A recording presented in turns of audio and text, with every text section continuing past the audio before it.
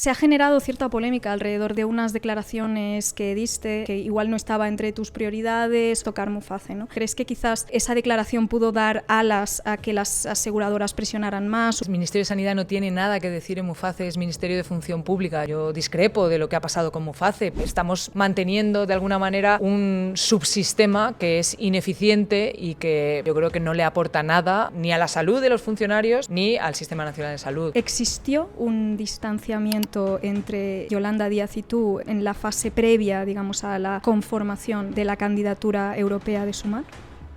Tenemos que tocar el caso de Íñigo Errejón, todo lo que pasó alrededor de ese hilo que surgió en Twitter y demás. ¿Qué pasó con Loreto Arenillas? Se ha hablado mucho de la presión que ejerce la industria farmacéutica. Se ha llegado a decir que Philip Morris ha llegado a hacer caer gobiernos por haber endurecido sus políticas antitabaco. La pandemia nos abrió una puerta a la sociabilidad. Hay una sociedad que está ahí fuera y para que yo esté sano y estén sanos mis padres o mis abuelos o mis hijos, tengo que tener un entorno que esté sano. Los antisociales empeñaron mucho esfuerzo en cerrar esa ventana de la sociabilidad, ¿no? Y dijeron, no, ¿qué demonios? Aquí, ¿qué es esto de que para salvarse el 1% se tenga que sacrificar el 99%, como decía Ayuso, ¿no? ¿Qué es esto? Esto no, aquí cada uno que tenga libertad, ¿no? Que es básicamente libertad de ver cómo tus vecinos caen enfermos. El escándalo de las residencias de mayores en Madrid durante la fase más crítica de la pandemia, desplegasteis esa famosa lona, pediste la dimisión del número 2 de Isabel Díaz Ayuso, Enrique Osorio, por cobrar el bono social térmico y más tarde se reveló que de hecho tu familia también lo estaba percibiendo. ¿Qué ocurrió? Pues mira, me alegro que me hagas esta pregunta. El gobierno finalmente ha cedido a las peticiones. Hemos sido rehenes de un chantaje.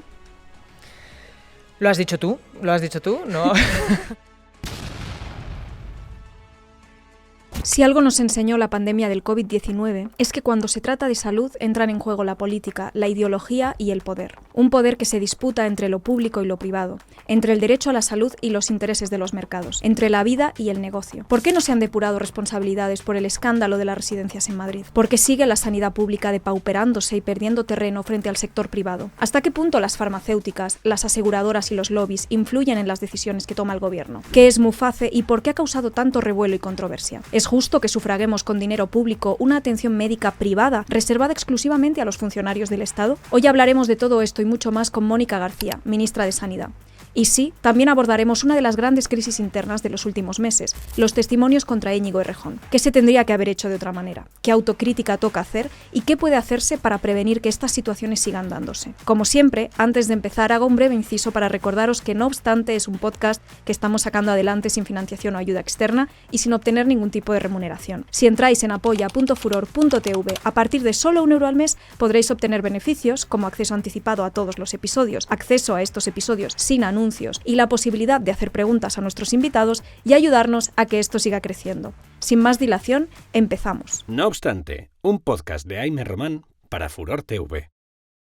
Mónica García, muchísimas gracias. Un placer. Antes que nada, muchas gracias por habernos hecho un hueco en tu agenda. Vamos a empezar, si te parece, haciendo un breve recorrido por tu trayectoria antes de tomar posesión como ministra. Luego ya hablaremos de algunos temas candentes y de actualidad y de coyuntura política. Vamos a tener tiempo para tocarlo todo, pero un poco para empezar.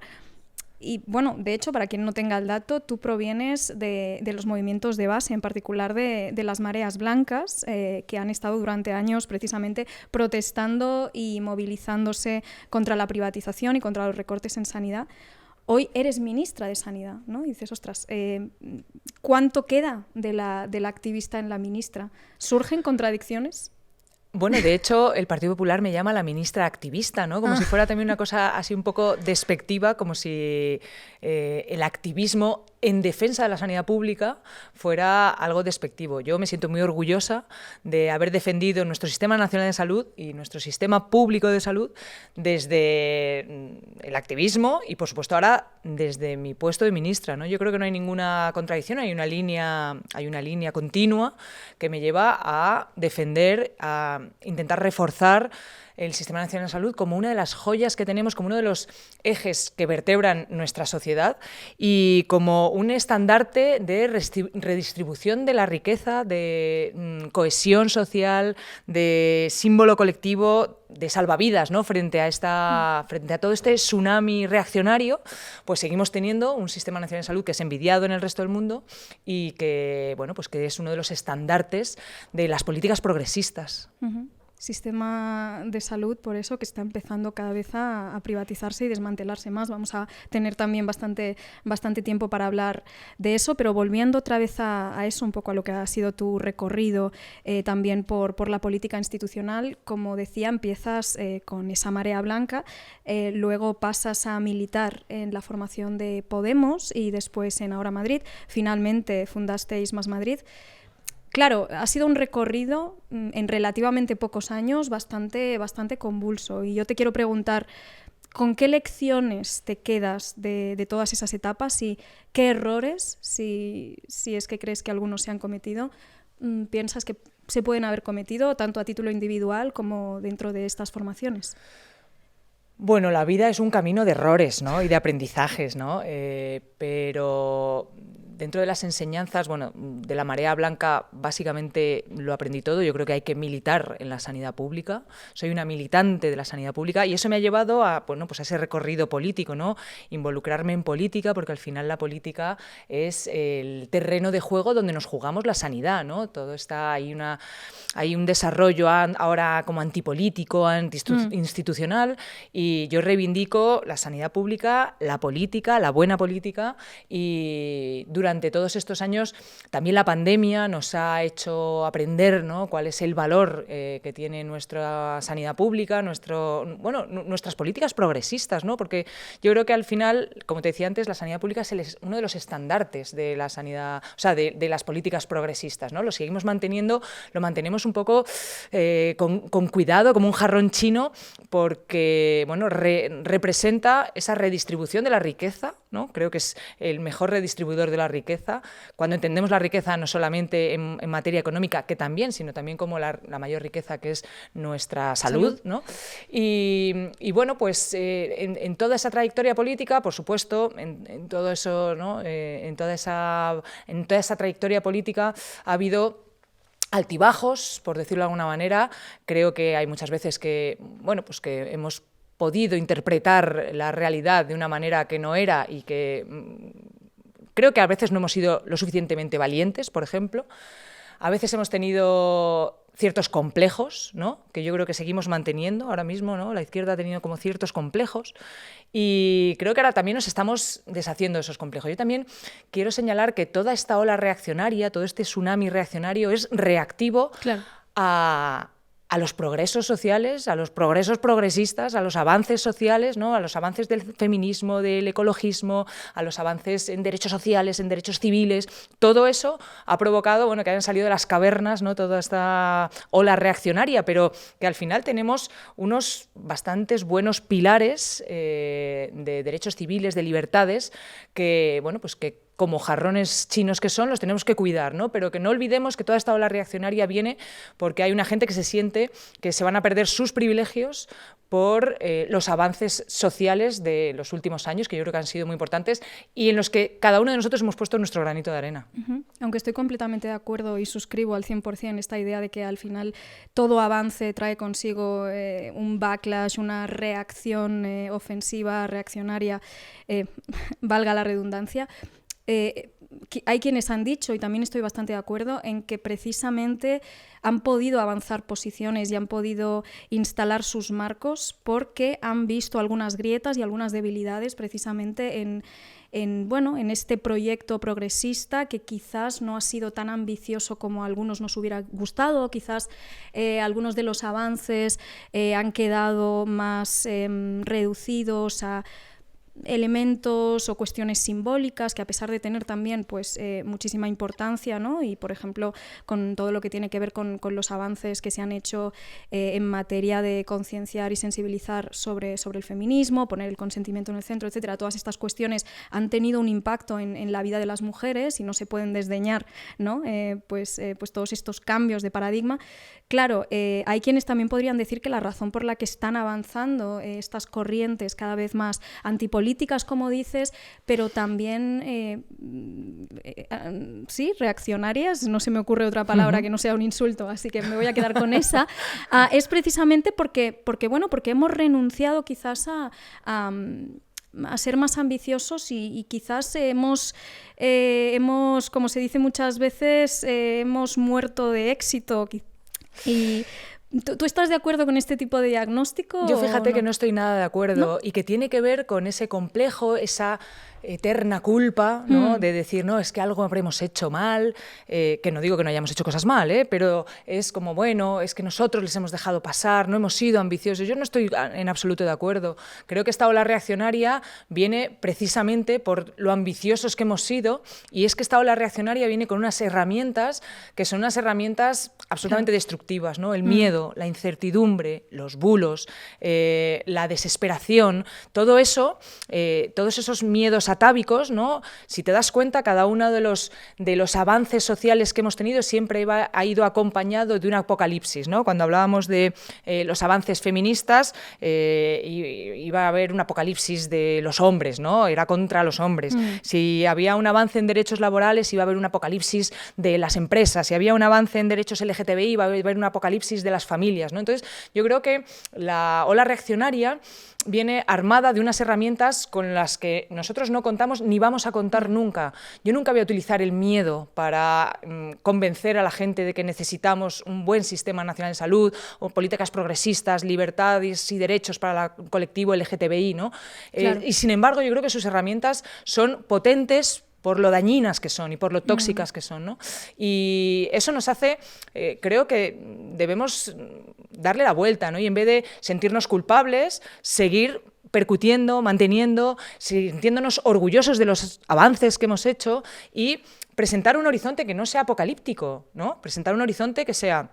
Se puede vivir mejor, podemos, no tenemos por qué seguir aguantando ni los insultos de los machistas, ni los desprecios de los que consideran que lo progre, lo woke, el buenismo es algo de lo que avergonzarse.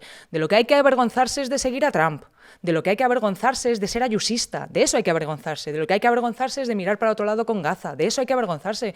No podemos estar avergonzados de haber avanzado socialmente y de haber defendido el feminismo, la igualdad. Entonces, a eso me refería al principio cuando decía que la izquierda siempre adolece de cierto complejillo, ¿no? No tengamos complejos, de verdad que tenemos la mejor receta para esta sociedad y tenemos la mejor receta para las generaciones que vienen después. Y esa receta tiene que estar cargada de optimismo, porque tenemos la razón, tenemos el sentido común y tenemos las herramientas. No son las mismas herramientas que... No son, yo no utilizo las mismas herramientas que la señora Ayuso, ¿no? Vamos, ni de lejos, ni las quiero utilizar, ¿no? Y eso, bueno, pues a veces en un ambiente tóxico como es el que hay ahora, o mediáticamente tóxico, pues a lo mejor puede parecer que no nos está dando réditos, pero yo, por ejemplo, cuando hablamos de violencia machista, hay una negacionista del libro que es la señora Ayuso, y sin embargo, cada vez que hay un asesinato de una mujer en Madrid, la señora Ayuso hace un minuto de silencio por esa mujer, una cosa que antes no nos la podíamos ni imaginar, ¿no? Entonces también, hemos creado sentidos comunes. Jolines, recreémonos también, estemos orgullosos, ¿no? Tenemos, pues eso, se ha avanzado muchísimo en políticas progresistas. Después de la pandemia, con todo el tema de los fondos europeos, realmente lo que se ha hecho es una reacción casi semejante a la que se hizo después de la Segunda Guerra Mundial, que es poner lo público a liderar y a hacer esas políticas keynesianas que lo que han hecho es que ahora mismo este país sea un país que macroeconómicamente lidere las tablas macroeconómicas de economía y que macroeconómicamente tengamos los mejores datos que hemos tenido nunca jamás en la historia. ¿Cómo? Con políticas progresistas, con políticas que nos dicen podemos crecer y además podemos redistribuir y además podemos cuidar el planeta. Y de todo esto no estamos orgullosos, ¿no? Y mientras tanto estamos más preocupados de cómo contener la ola reaccionaria. ¿Cómo? Haciendo lo que hemos estado haciendo hasta ahora, que es lo que ha levantado a esta gente de las cavernas. Estaba pensando, podríamos estar en realidad todo este episodio, toda esta entrevista, hablando de esto, de cómo ha conseguido la ultraderecha imponer sus marcos, cómo sus relatos están ganando a nuestros datos, en qué clase de autocrítica podemos hacer, pero nos iríamos un poco del guión porque hay muchísimas preguntas que creo que son muy relevantes y que además tienen que ver con el ejercicio de ser ministra de Sanidad. Entonces voy a intentar volver otra vez a reconducir, porque aunque me parece que es una conversación muy interesante, como vamos un poco justos de tiempo, digo, si empezamos yo también me explayo mucho, entonces no va a haber manera. Y entonces, solucionamos el problema de la izquierda, lo solucionamos ahora.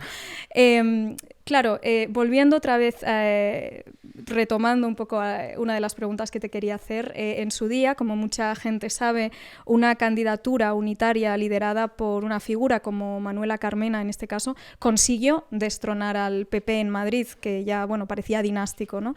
En 2021 vimos que Pablo Iglesias planeó algo similar con Más Madrid, Podemos e Izquierda Unida, pero vosotros rechazasteis esta propuesta. ¿Por qué la rechazasteis? ¿Crees que fue un error, teniendo en cuenta que parece que la fragmentación o disgregación de la izquierda podría haber ayudado a consolidar estas mayorías absolutas del PP? ¿Cómo lo enfocas? Bueno, yo no solo no creo que sea un error, sino que creo que fue un gran acierto, ¿no?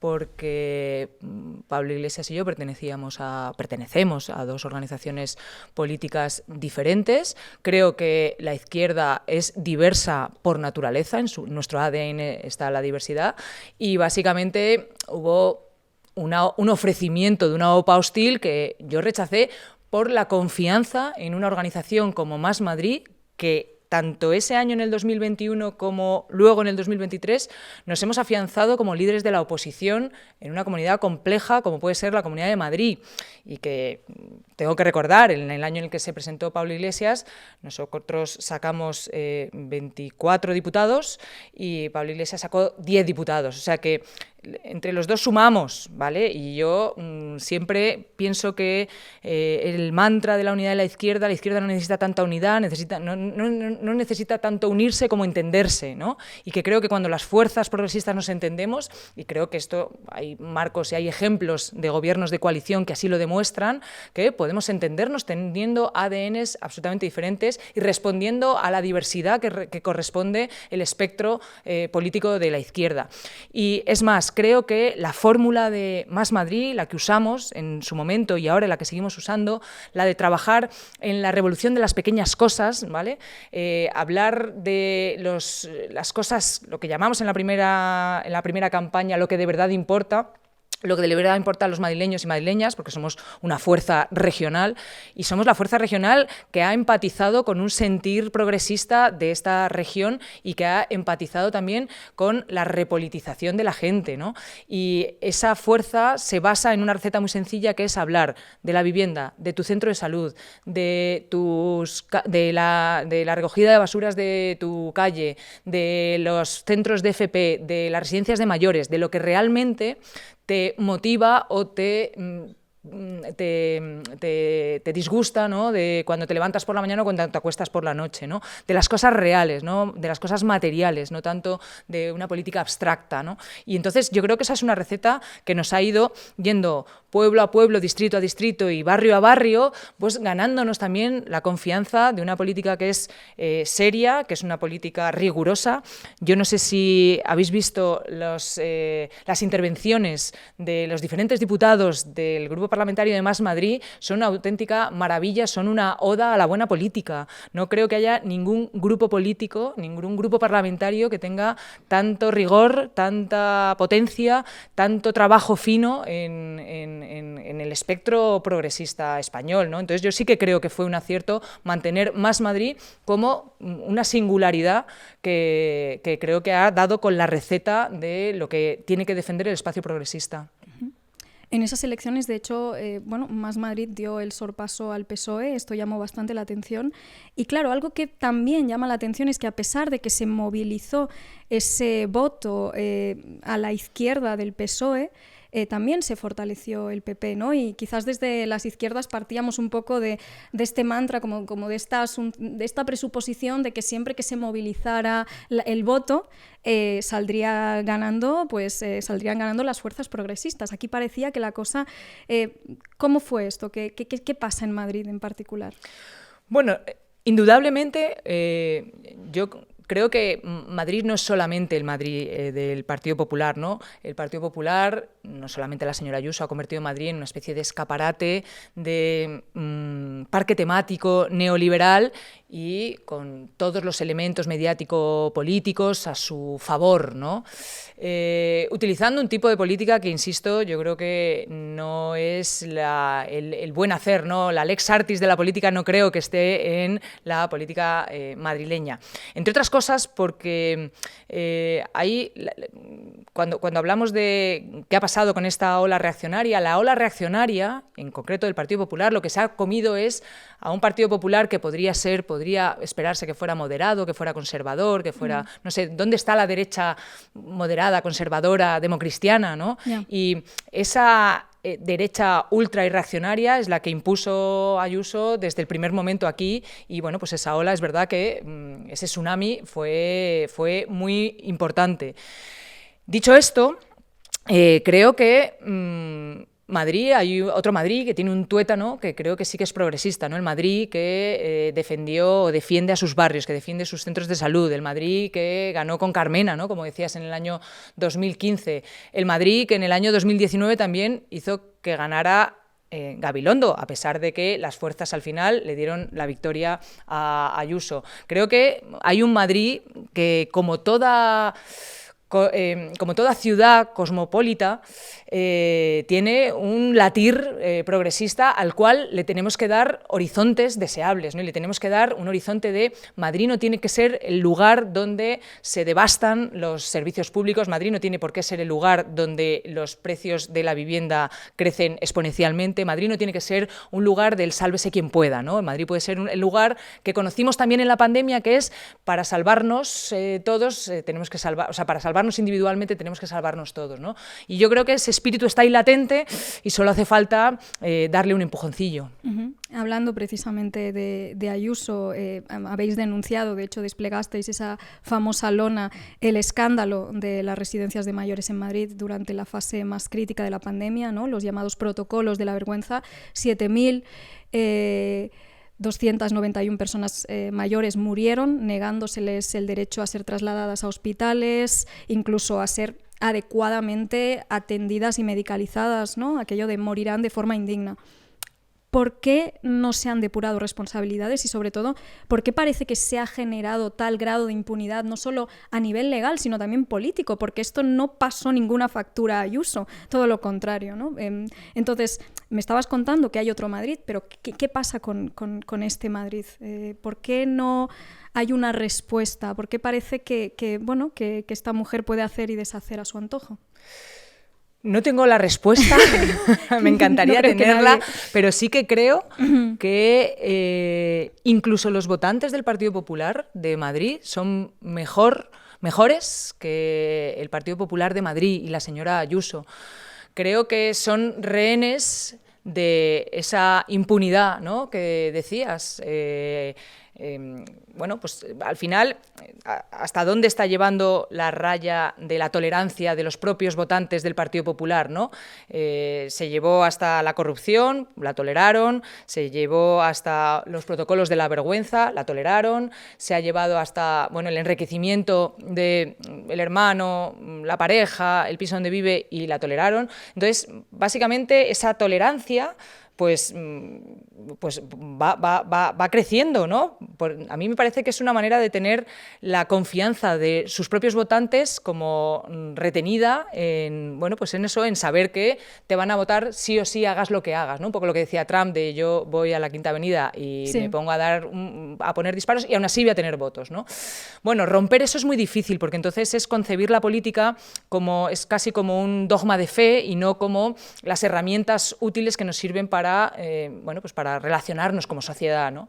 Entonces, yo sí que creo que hay un votante del Partido Popular que en algún momento estará cansado de toda esta impunidad, y igual que lo estuvo, ¿no?, cuando hubo esa moción de censura de la cantidad de casos que hubo de corrupción y por saturación de casos indignos, llegará un momento en el que se lo pueda plantear. Mientras tanto, por decirlo de alguna manera, no podemos contar con ellos, ¿no? Tenemos que contar con lo que te decía antes de ese tuétano progresista, ese tuétano de gente que no tolera lo que está pasando en Israel, no tolera ese blanqueamiento de ese genocidio en Israel, que no tolera que se haya abandonado a las familias de los 7.291 mayores que no iban a morir igual en una residencia como si iban a morir si hubieran tenido algún tipo de cuidados. Ya no te digo el cuidado hospitalario, digo algún tipo de cuidados. Y los que hubieran muerto con dignidad. Con dignidad, claro, y que no toleran que al final bueno, pues haya una visión, ya no te digo partidista, ¿no?, sino tan sumamente particular, porque la que se está beneficiando de todas las políticas a título lucrativo personal es la propia presidenta, ¿no? Entonces, bueno, no sé cuál es el margen de tolerancia, pero nosotros, mientras tanto, tenemos que apelar a toda esa gente que mantiene un sentido común de sociedad y que quiere realmente utilizar la política para otra cosa que no sea hacer política tóxica y hacer daño. Tras la creación de Sumar y la tal vez inesperada para algunos derrota de la derecha en 2023, tú entras a formar parte del gobierno, pues, en calidad de ministra de Sanidad. ¿Por qué tomas esa decisión y cómo afecta eso también a la formación de Más Madrid? Se dice que ahora internamente habría un liderazgo en disputa en la interna entre Manuela Berguerot y Emilio Delgado. Cuéntanos un poco. Bueno, eso siempre se dice de la izquierda, ¿no? Que siempre hay una disputa. No creo que haya ninguna disputa. Tenemos una organización que, como te decía antes, no solamente es rica en talento, rica en compromiso, en vocación de servicio público. Creo que tenemos una organización muy, ¿cómo decirlo?, muy pacificada, en el sentido de que sabemos a lo que hemos venido. Hemos venido a lo que hemos venido a disputarle el gobierno a la señora Ayuso, hemos venido a disputarle los gobiernos al Partido Popular, hemos venido a confrontar y enfrentar todas las políticas del Partido Popular y de Vox. Sabemos perfectamente quién es nuestro enemigo, y la decisión de ir al ministerio, primero porque, vuelvo a insistir, soy una militante de la sanidad pública, soy una enamorada de la sanidad pública, y qué mejor lugar para ostentar ese lugar que el ministerio, ¿no? Y porque Más Madrid ha ido creciendo, ¿no? Empezamos teniendo 24 diputados y ahora ya gobernamos en 8 municipios, tenemos 27 diputados, tenemos un ministerio, tenemos una organización que, bueno, pues que se ha ido arraigando en el territorio, y que ese arraigo se va traduciendo cada vez que tenemos más respaldo, ¿no?, de la sociedad. Y por lo menos la gente entiende que somos la fuerza política que se ha tomado en serio Madrid, la fuerza política progresista que por fin se ha tomado en serio Madrid y que defiende los intereses de los madrileños y madrileñas, no que habla desde Madrid, que habla de Madrid, ¿no? Y entonces yo creo que más allá de cómo vayamos haciendo ese camino, lo que hemos hecho hasta ahora creo que es bastante demostrativo de cuál es nuestra intención y cuál es nuestra manera de hacer política y cuál es nuestro lugar en el mundo. Bueno, y además de ser ministra de Sanidad, también formas parte del Consejo Ejecutivo de la Organización Mundial de la Salud, en representación de Europa. Como sabemos, Trump retiró a Estados Unidos de la OMS y ahora Milei ha hecho lo mismo con Argentina. Estamos viendo que desde la ultraderecha, ¿no?, se apunta a la OMS como el gran enemigo. ¿Guarda esto relación, un poco como decíamos antes, con el auge negacionista, conspiranoico? ¿Tiene que ver con una necesidad de sembrar dudas, ¿no?, entre sus votantes respecto a la comunidad científica y los consensos de la misma?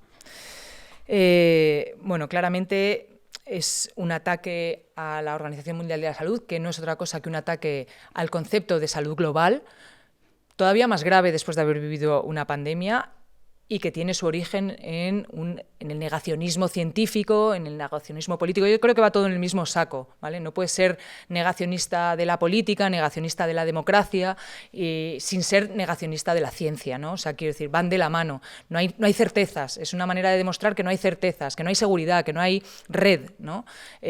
Cuando Trump se retira de la OMS, lo que está diciendo es aquí, sálvese quien pueda, y ya no tenéis ninguna certeza, no hay ninguna certidumbre de que el futuro vaya a ser mejor o que el futuro lo vayamos a mirar de manera global y vayamos a, por ejemplo, afrontar una nueva pandemia de manera global, que es la única manera que hay de afrontarlo.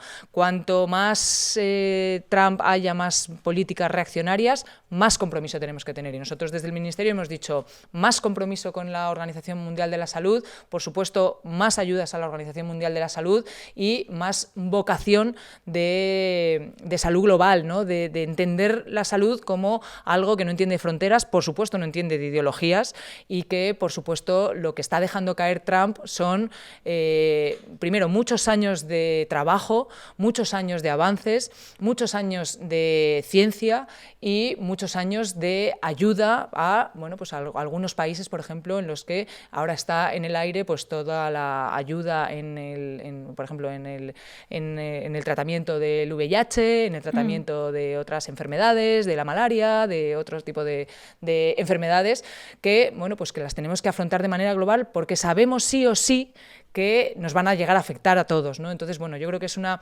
mirada bastante cortoplacista y bastante miope a la cual nosotros tenemos que poner todavía más luces largas. Uh-huh. Trump también ha nombrado, y esto es algo que conviene que comentemos, ha nombrado a un famoso antivacunas como secretario de Salud en Estados Unidos. Esto que hace unos años, bueno, pues estas comunidades que, digamos, pueden parecernos conspiranoicas, como decíamos, negacionistas, que parecían más o menos marginales, parece que cada vez se están volviendo más mainstream, hasta el punto de que nos parezca remotamente concebible que un secretario de salud sea un reconocido antivacunas. ¿Qué podemos hacer ante esto, ¿no? Un poco también en la línea de lo que estábamos hablando. Bueno, efectivamente, parece que todas las distopías se han hecho mainstream, ¿no? Sí. Entonces estamos en un momento bastante delicado. Yo creo que es bastante representativo que se haya puesto a un antivacunas. La vacuna es seguramente de las innovaciones científicas que más ha revolucionado el mundo, ¿vale? Yo creo que el mundo se divide entre antes y después de las vacunas en cualquier enfermedad de la que podamos hablar, ¿no? Y esto es un auténtico choque con la ciencia, con la evolución, con el progreso.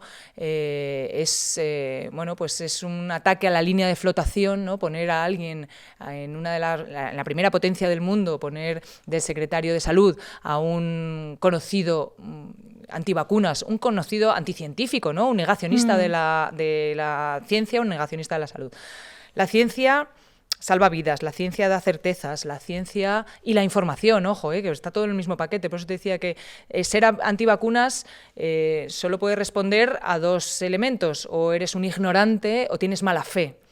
A y B pueden ser ciertas, las dos a la vez, ¿eh? Y bueno, pues esto es ahora mismo lo que de alguna manera parece que gobierna el mundo. Yo creo que por debajo, creo que esto también refuerza el sentido común, refuerza el compromiso que tenemos que tener los que seguimos manteniendo, ¿no? Los que no estamos en ese mainstream distópico, los que tenemos los pies en la tierra, tenemos que seguir enraizando el sentido común y enraizando algo tan básico, ¿no? Como es la creencia en la ciencia, ¿no? Las certezas que nos da la ciencia. Entonces, bueno, en un mundo en el que parece que lo que están rompiendo son todas las certezas, todos aquellos pilares que sostienen nuestra estabilidad mental, ¿no? Porque tú quieres saber que hay alguien que te cuida, quieres saber que hay alguien que te protege, quieres saber que se está investigando en ciencia, quieres saber que si hay una pandemia alguien esté haciendo una vacuna, ¿no? Pues están como horadando todos esos pilares y al final, pues esto nos está afectando también en el terreno de la estabilidad emocional, ¿cómo no?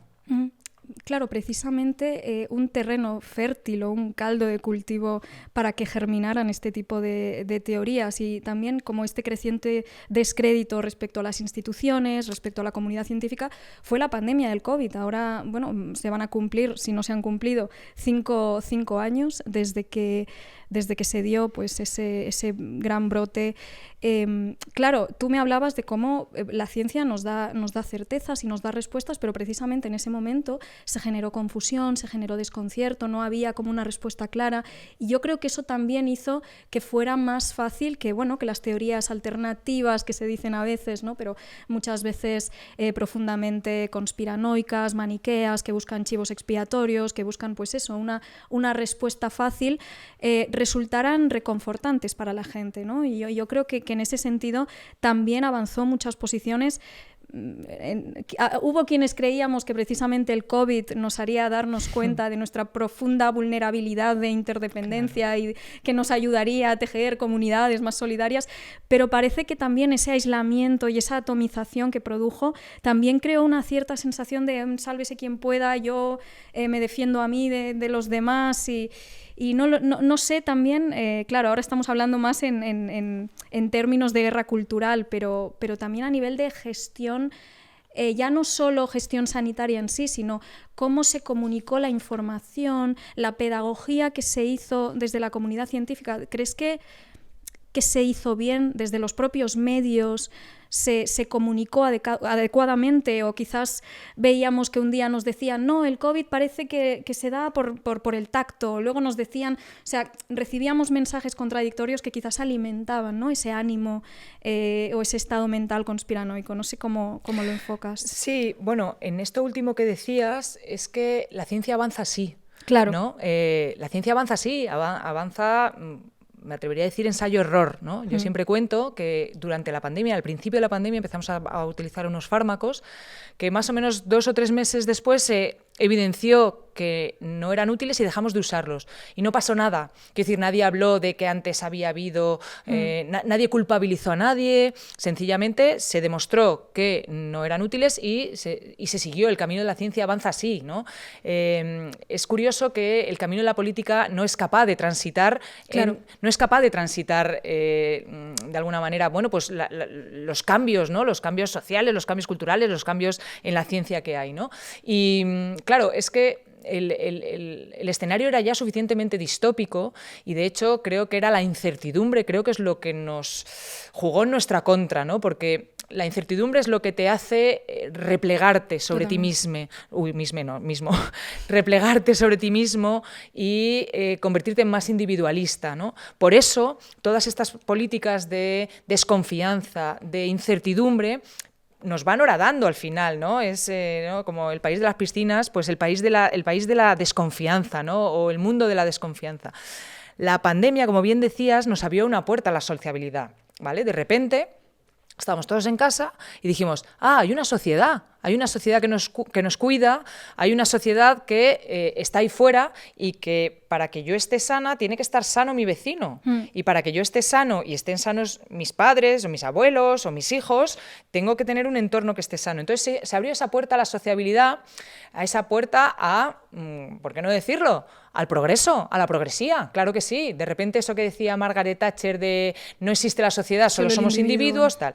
Y claro, los antisociales empeñaron mucho esfuerzo en cerrar ventana de la sociabilidad, ¿no? Y dijeron, no, ¿qué demonios? Aquí, ¿qué es esto de que para salvarse el 99%, para salvarse el 1% se tenga que sacrificar el 99%, como decía Ayuso, ¿no? ¿Qué es esto? Esto no, aquí cada uno que tenga libertad, ¿no? Que es básicamente libertad de ver cómo tus vecinos de ver cómo tus vecinos caen enfermos o no se han apropiado de una manera bastante tóxica y bastante perversa de un concepto que es la libertad, atribuido a mí no me tienes que decir lo que yo tengo que hacer ni con mi mujer, ni me tienes que decir lo que yo tengo que hacer con mi vecino, ni me tienes que decir prácticamente no me tienes que decir que me tengo que parar en un semáforo en rojo, ¿no? Porque yo tengo libertad para saltármelo, ¿no? Entonces, bueno, es verdad que se instauró esta contra vulnerabilidad, ¿no? De repente éramos todos vulnerables y de repente se hizo un esfuerzo por decir, bueno, la vulnerabilidad es cosa tuya, si te pones malo es cosa tuya, y si hay aquí un Estado que te sostiene o no, eso ya hablamos de otra cosa, ¿no? Entonces, bueno, yo creo que sí que ha quedado un pozo, yo creo que sí que ha quedado un pozo soterrado de somos vulnerables, somos interdependientes, vivimos en sociedad, necesitamos los servicios públicos, pero claro, es que todo esto son ventanas a las políticas progresistas, o sea, todo esto era un escaparate real de políticas progresistas. Es más, la solución de después, la solución ha sido una solución progresista, es una solución de izquierdas, contraria a la que se dio a la crisis del año 2008 y ha tenido unos resultados espectaculares en lo que a recomposición de la sociedad se refiere, ¿no?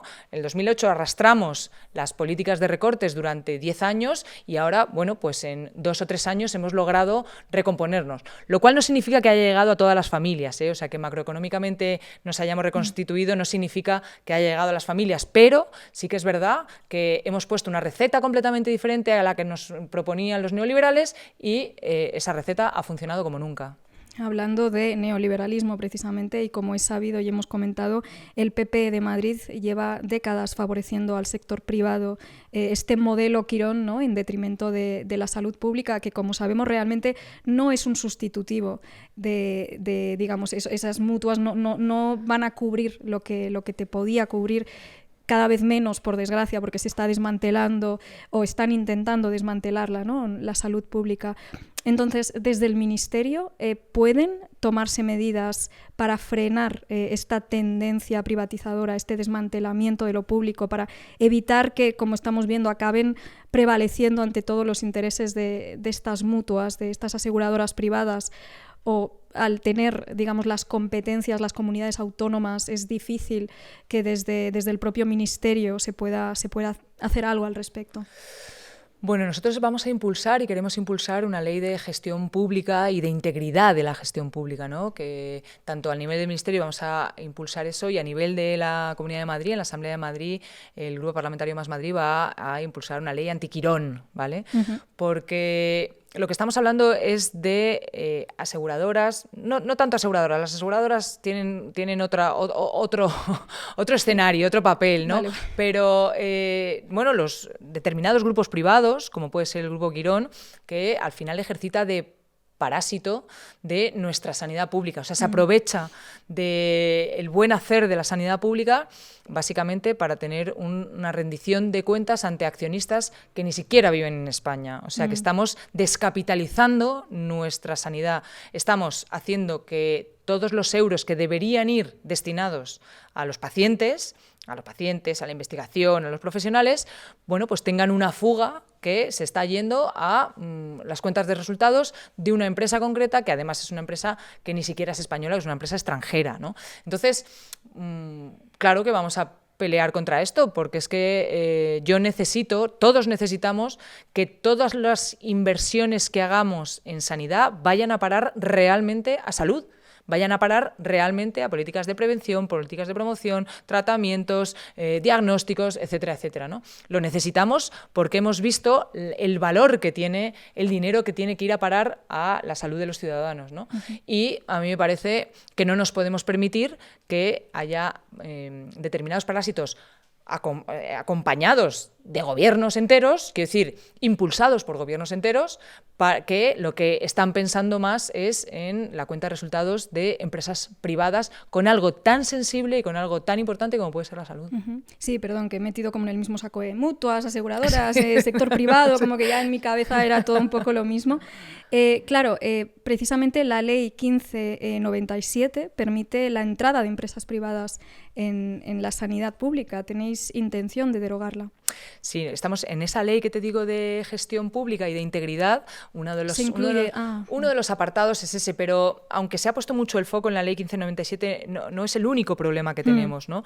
Porque hay muchos conciertos que son con entidades sin ánimo de lucro, por ejemplo, ¿no? Entonces, creo que tenemos que diferenciar entre el ánimo de lucro y las organizaciones que no tienen ánimo de lucro, pero que al final están prestando un servicio, muchas veces un servicio al que los propios servicios públicos no llegamos, ¿no? Y que, bueno, pues muchas veces estas organizaciones sin ánimo de lucro tienen tentáculos, por ejemplo, en el cuidado de los pacientes con VIH, en el cuidado de las mujeres que han sufrido violencia machista. Quiero decir que, bueno, yo no demonizo la relación entre lo público y las entidades sin ánimo de lucro que puedan estar ejerciendo y que tengan una base privada, pero que puedan estar ejerciendo algún tipo de servicio que al final redunda en un servicio público, ¿no?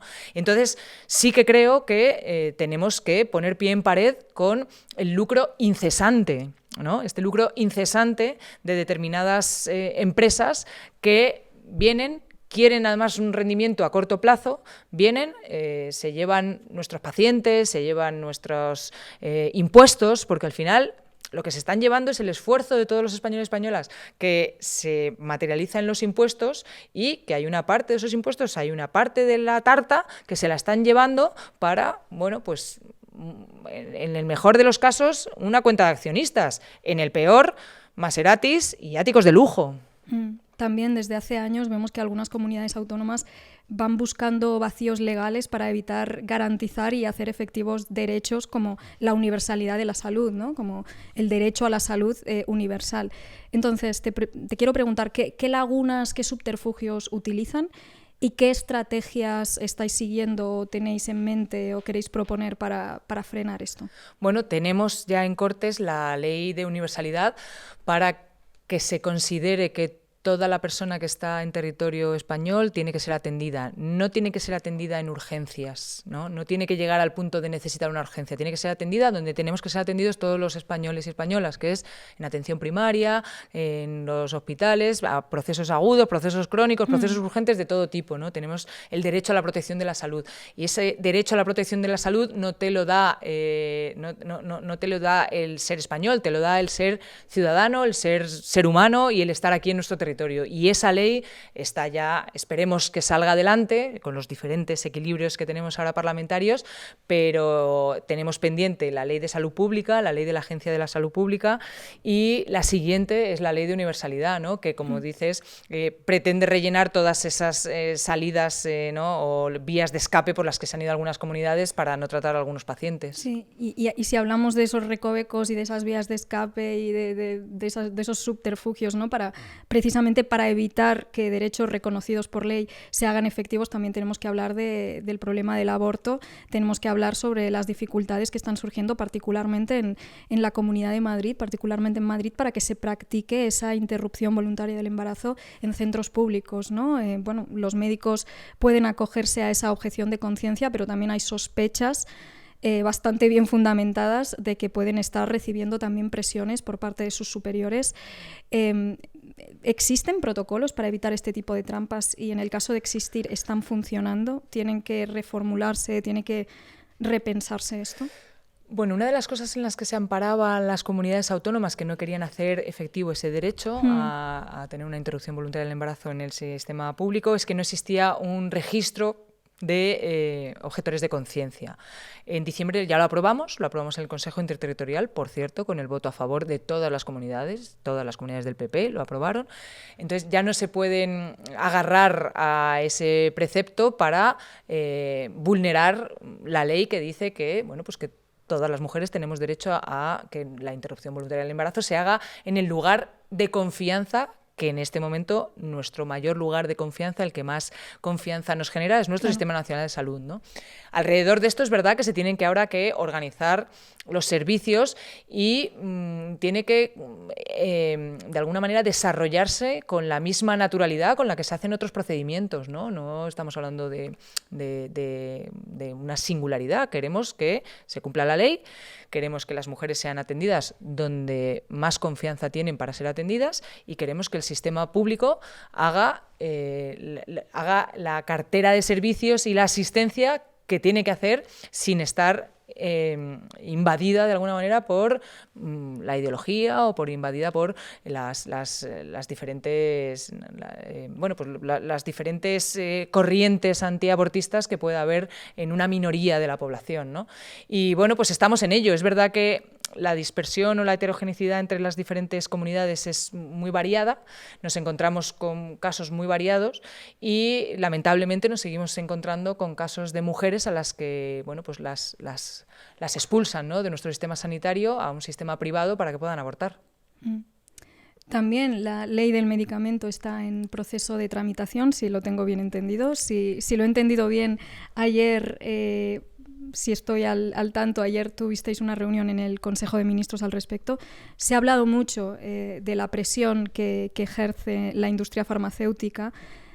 Te quiero preguntar qué cambios queréis impulsar y qué resistencias os estáis encontrando. Pues mira, la ley del medicamento está englobada dentro de lo que hablábamos ayer en Moncloa, básicamente, que es la estrategia industrial de la industria farmacéutica en España, ¿no? Que básicamente la estrategia es como un plano más general en el que lo que queremos es acompañar desde lo público, desde el interés público, a los medicamentos desde que se innovan, desde que se investigan las moléculas hasta que se desarrollan y se comercializan, ¿no? Creemos que el Estado tiene que ser un Estado emprendedor, que no puede solamente ser un Estado que se queda mirando cómo la ciencia avanza y luego pagar, ¿no?, por esos resultados. Lo que hablábamos ayer, por ejemplo, en esta reunión es que queremos cambiar esa relación cliente-proveedor, ¿no?, con la industria farmacéutica para ser un Estado impulsor, palanca de innovación, regulador. Bueno, queremos estar, lo decimos así un poco porque esto es como una teoría muy de Mariana Mazzucato, ¿no? Queremos machucatar todo el proceso, ¿no? Queremos estar como interés público en qué se investiga, por qué se investiga, dónde se investiga, ¿no? Pues enfermedades raras, resistencia a los antibióticos, cosas que no están alineadas con el interés mercantil, del interés del mercado, pero que sí que consideramos que es un interés que responde a un interés general. Entonces, básicamente lo que no queremos es ser un convidado de piedra y mucho menos solamente ser el que paga al final de todo el proceso, ¿no?, sino que queremos intervenir en todo ese proceso. ¿Cómo? Pues mira, lo primero, con transparencia, ¿no? Nosotros, la ciencia pone todas las cartas encima de la mesa, ¿no? Cuando tú sacas un medicamento, cuando sacas alguna tecnología o alguna cosa, tú tienes que hacer tus estudios y tienes que poner encima de la mesa cuáles han sido los efectos secundarios, etcétera, etcétera. Bueno, pues queremos que esas cartas encima de la mesa también sean en materia económica. Queremos saber realmente cuánto ha costado cada proceso, cuánto ha costado el desarrollo de la molécula, queremos saber una serie de cosas para luego poder negociar los diferentes precios, ¿no? Pero si España somos líderes en Europa y somos los segundos que más ensayos clínicos tenemos en nuestro país, y este año hemos vuelto a ser líderes, no es una casualidad, es porque tenemos un sistema nacional de salud que es robusto, con mucho talento, con una sanidad universal y de calidad que, pues que nos permite o que les permite a los diferentes investigadores hacer, de alguna manera, sus ensayos clínicos aquí en España, y también nos permite a nosotros, a los pacientes, a nuestro Sistema Nacional de Salud, que los pacientes tengan acceso a las moléculas en el primer momento de la investigación. Entonces, básicamente, con esta estrategia de la que parte es la ley del medicamento, lo que queremos es que haya un win-win-win, ¿no? No solamente ganan las farmas, ¿no? Ganan las farmas, gana la sociedad, gana lo público, gana el Estado y, por supuesto, ganan los pacientes, ¿no? Entonces, creo que en esa colusión de intereses creo que nos podemos entender. ¿Es posible que gane la farma y gane el bien común? Yo creo que sí, yo creo que sí. Por lo menos esto es verdad que esta estrategia está siendo muy ambiciosa y bueno, es verdad que siempre tenemos que, bueno, pues que ir limando de alguna manera no tanto las asperezas, sino poniendo encima de la mesa que nosotros queremos participar, ¿no?, en el interés común, que queremos que en ese desarrollo, en esa cadena de suministro del medicamento, creemos que lo público tiene mucho que decir y lo público tiene mucho que aportar más allá de llegar al final y pagar la factura, ¿no? Creemos que se puede hacer y también creo que podemos encontrar un punto de encuentro entre que hay gente que quiere que tiene como interés a corto plazo, ¿no?, un interés económico a corto plazo, y nosotros tenemos un interés sanitario a largo plazo. Entonces vamos a encontrar un punto común entre ese cortoplacismo accionarial o económico y nuestro largoplacismo de nuestro Sistema Nacional de Salud, que necesita una visión de a 10, 15 años vista. Uh-huh. Claro, pero es eso, quizás a una farmacéutica no le interesa mucho investigar una enfermedad rara que va a poder permitirse costear muy poca gente, ¿no? Entonces, bueno, pues claro, le vamos a decir cómo se puede hacer, le vamos a ayudar a que realmente participe de ese interés común, ¿no? Y porque creo que participando de ese interés común también, bueno, pues el rendimiento no solamente va a ser económico, ¿no?, sino que vamos a tener un rendimiento social. Creo que una sociedad sana es una sociedad económicamente, o sea, que económicamente tiene mucho más que decir que una sociedad enferma, ¿no? Y que, bueno, y que también hay que comprender que aquí hay una industria farmacéutica, pero nosotros también tenemos que incidir y seguir invirtiendo en prevención, ¿vale?, para que la gente no llegue a enfermar, y seguimos que tener que seguir incidiendo en investigación, que no solamente es investigación farmacéutica, sino investigación social, investigación de terapias no farmacológicas, etcétera, etcétera, ¿no? Entonces, bueno, básicamente vamos a intentar repartir, ¿no?, en los diferentes cestos, vamos a intentar repartir los huevos en los diferentes cestos, porque nos estamos jugando algo muy importante, que es la salud, ¿no? Y no lo podemos dejar solamente al interés económico, al interés mercantil, ¿no? Hablando precisamente de la presión de los mercados, se ha llegado a decir que Philip Morris ha llegado a hacer caer gobiernos por haber endurecido sus políticas antitabaco, y hace unos meses vosotros precisamente propusisteis medidas más restrictivas antitabaco en España. Y claro, te quiero preguntar, ¿hasta dónde llega la presión del lobby del tabaco? ¿Con qué os estáis encontrando? ¿Hay algo de mitología o de conspiranoia, de poderes ocultos, o realmente tienen ahí estamos la capacidad? Te puedo decir, ahí estamos resistiendo la presión, pero ¿sabes lo que pasa? Que es que yo creo que ya nos avala, por supuesto nos avala la ciencia, ¿vale? Por supuesto nos avala las sociedades científicas, la Asociación Española contra el Cáncer, todo aquel que sabe que los cánceres más fácilmente prevenibles son los que están relacionados con un factor de riesgo tan sencillo como el tabaco. O sea, esto se sabe desde hace muchísimo tiempo, el 30% de los cánceres tienen relación con el tabaco, ¿vale? Si estamos hablando de prevención, lo más sencillo ahora mismo es que la gente no se inicie en la adicción tabáquica o que deje de fumar, ¿no? Dicho esto, creo que también hay un consenso social ya. O sea, la batalla está ganada en la calle. Creo que hay un consenso social que viene también de muchos años de lucha contra el tabaco, que viene de haber demostrado que realmente cuando se han hecho políticas en la prevención del tabaco, ¿no?, hace años, pues no venía el apocalipsis, no se hundía la economía, no se hundía la hostelería, y creo que ya como que el hábito tabáquico, la adicción tabáquica, ya no está de moda. Ya creo que la gente, no sé si después de la pandemia, pero después de muchos años de demostración de la toxicidad del tabaco, ¿no?, y las repercusiones que tiene, no solamente en la salud, sino también en la economía, pues ya no es algo cool, ya no es algo que yo creo que a los jóvenes les mole, ¿no?, por decirlo de alguna manera, y por eso la propia industria lo que ha hecho es buscarse vías de atajo, como son los vapers o como son... Te iba a hablar de eso precisamente. Claro, entonces se ha buscado como atajos de, bueno, esto ya sabemos que esto ya no vende, ¿no?, y entonces vamos a buscarnos esos atajos que son los vapeadores o los nuevos dispositivos, ¿no?, los cigarrillos electrónicos. Entonces también estamos regulando eso. Creo que el consenso, yo creo que ya es lo que nos da la fuerza, ¿no? El consenso social, el consenso científico es lo que nos da la fuerza también para enfrentarnos a esa presión que efectivamente sí que existe, claro.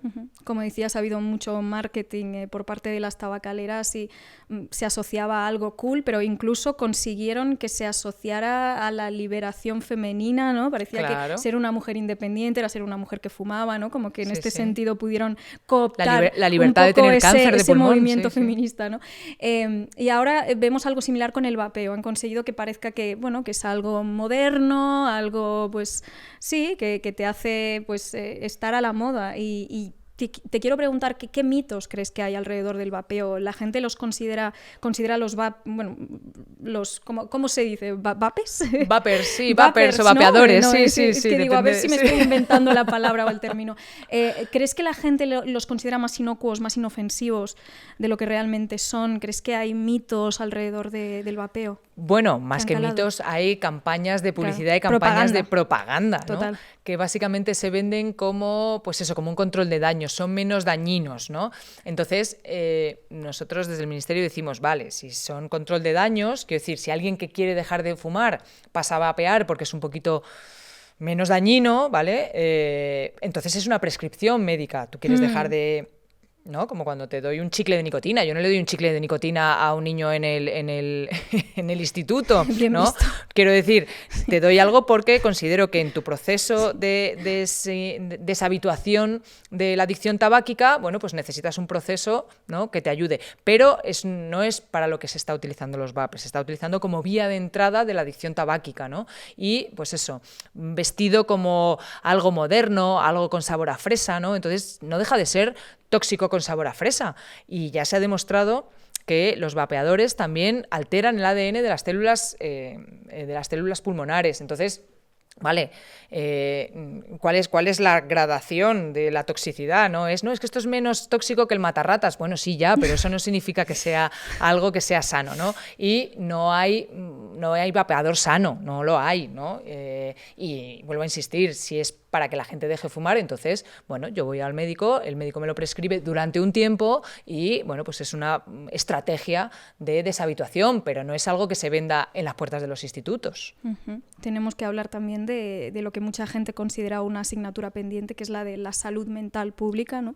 Sobre todo ahora que estamos asistiendo pues a un auge de casos, de sintomatología, que encaja pues en todos estos diagnósticos. Cada vez vemos a más personas jóvenes, sobre todo de la generación Z y millennials, con sintomatología depresiva, ansiosa. Y claro, sí que es cierto que hemos podido con el tiempo ir desestigmatizando, hemos podido animar y alentar a la gente a pedir ayuda, a ir al psicólogo, pero en muchos sentidos sigue siendo un lujo, sigue siendo un privilegio, porque las listas de espera que tenemos en la pública a veces son hasta insultantes, ¿no? Vas con una crisis y te dan cita en 6 meses. Entonces, claro, eso arroja a la gente a la privada. Y desde el Ministerio, ¿tenéis algún plan para hacer frente a esto? Pues mira, justo mañana tenemos un consejo interterritorial para presentar el plan de salud mental y el plan también de prevención del suicidio, ¿vale? Que es un plan pionero que se ha trabajado desde el punto de vista de considerar el suicidio como un ente propio, ¿no? Y las condiciones, ¿no? Que te llevan al suicidio como un ente propio. Aquí se dan dos cosas paralelas, que uno es que es verdad que hay una mayor visibilización, la gente habla más, los jóvenes han venido a hablar abiertamente de sus problemas, ¿no?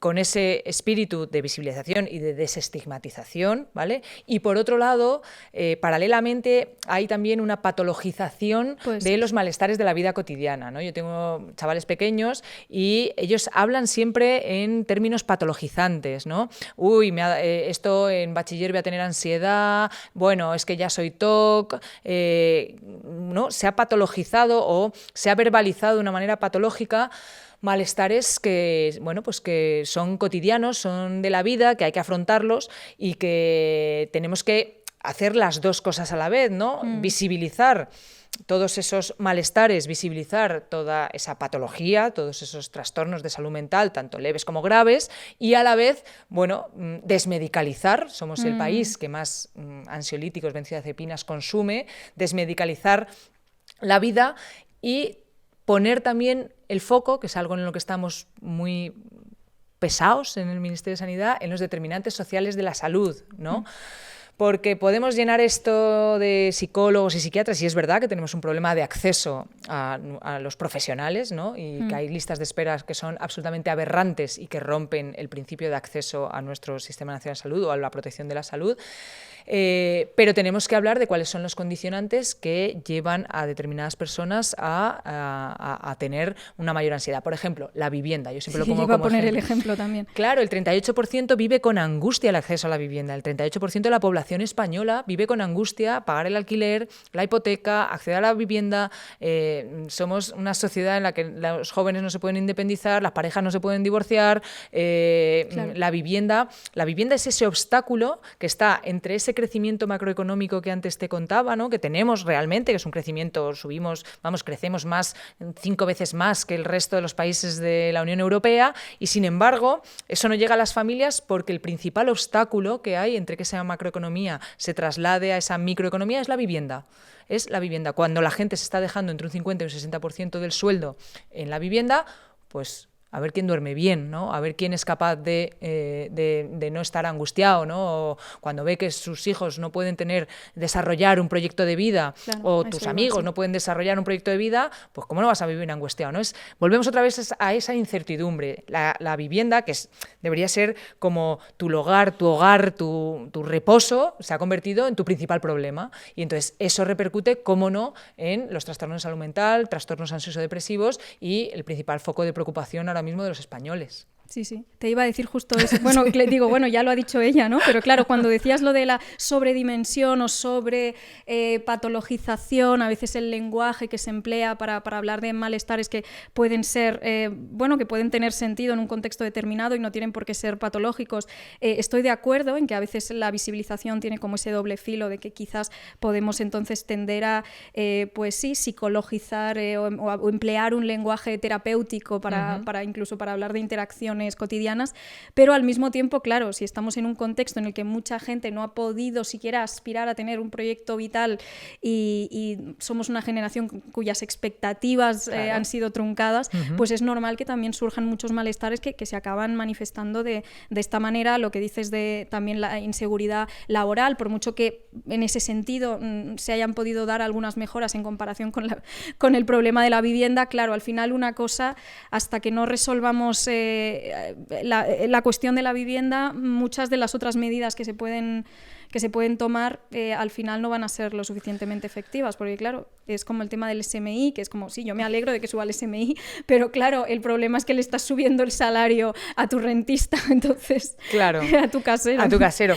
claro, sí. O sea, yo creo que has tocado dos cosas que son fundamentales, una es la vivienda y otra es las condiciones laborales, ¿no? La precariedad laboral. Claro. De hecho, una de las líneas que tenemos de trabajo y de iniciativas dentro de este plan de salud mental es el que podamos relacionar algunos trastornos de salud mental a las condiciones laborales, ¿no? Esto también es una línea que se tiene desde la OMS porque, sí, claro, porque muchas veces el origen está allí, no está en un trastorno biológico que tengas que te lleve a tener un trastorno de ansiedad o trastorno de depresión, ¿no?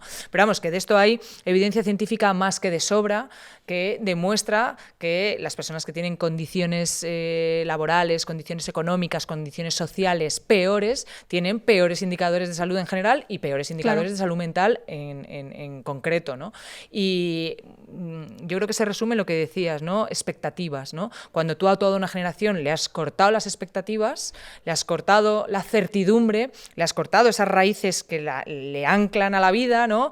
Vivienda, pues igual no tienes trabajo, pues no se sabe. Planeta, pues es que igual no lo cargamos antes, ¿no? Entonces todo eso al final es un revulsivo, que hay gente que yo sinceramente creo que ya por desesperación prefiere ser negacionista, porque dice, bueno, mira, yo ya me voy al otro lado, pero hay gente que claro, que vive todo esto con mucha angustia, ¿no? El tema de la transición ecológica, el tema del cuidado del planeta, claro, ahora mismo yo tengo hijos pequeños y digo, pero ¿qué les estoy haciendo? ¿Qué estamos haciendo o sea, ¿qué les estamos dejando a esta gente, ¿no? ¿Qué estamos dejando a las siguientes generaciones? Creo que no es justo, ¿no?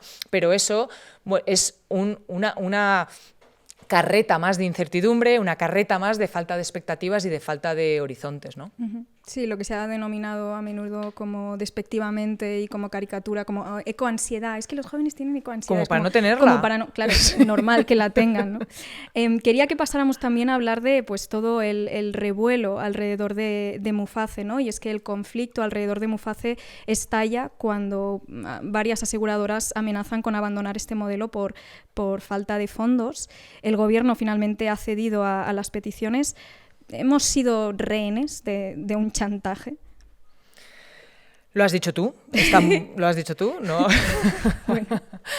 Creo que hemos sido rehenes de un modelo que yo siempre he defendido, que es un modelo anacrónico, que es un modelo ineficiente y que se vende como una especie de privilegio de unos pocos, pero que creo que el mayor privilegio que pueden tener también los funcionarios es una sanidad pública robusta y fuerte, claro, como la que tenemos, pero solucionando aquellas deficiencias que nos ha dejado 10 años de recortes y una pandemia, claro, ¿no? Yo siempre lo he dicho, creo que ahora mismo son las aseguradoras las que han abandonado a sus pacientes por un concepto muy claro y muy sencillo que se entiende en el derecho mercantil, es que no les son rentables, ¿no? Y lo que hemos hecho desde el Ministerio de Sanidad es decir, nosotros no miramos la rentabilidad de la gente en la sanidad pública, no se mira, nadie se le mira si es rentable o no es rentable. Es más, es la sanidad pública la que soporta las peores rentabilidades en enfermedades crónicas, en enfermedades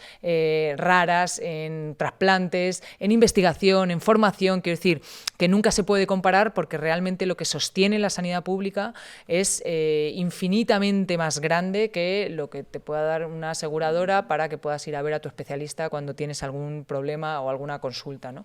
Entonces, bueno, pues yo creo que tenemos que, más allá de que esto era una competencia del Ministerio de Función Pública, que el Ministerio de Sanidad lo que dijo es la sanidad pública puede absorber a un 2% de la población, que no estamos hablando tampoco de una proporción de gente que pueda romper el sistema, ¿no? No se rompió con la pandemia y creo que hubo un aumento de la demanda del 60%, o sea que un 2% no nos va a romper el sistema, pero sí que es verdad que tenemos que seguir trabajando para que las listas de espera claro, no sean el elemento que rompe la relación médico-paciente en este país, ¿no? Y que no sean disruptivas a la hora de que hagan que no se cumpla el artículo 43 de la Constitución de protección de la salud, ¿no?